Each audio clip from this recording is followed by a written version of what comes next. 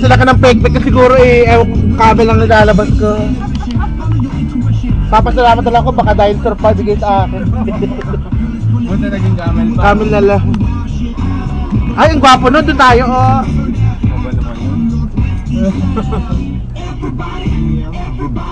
Get to do it! Ano ba nahihirapan ako ha? Dapat siya dito sa may bandang bintana.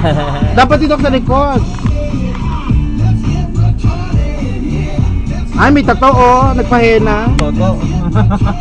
Ay! Dito mga photogenic ang camel. Ayan oh. Ay, mga Sudani. Mga negro.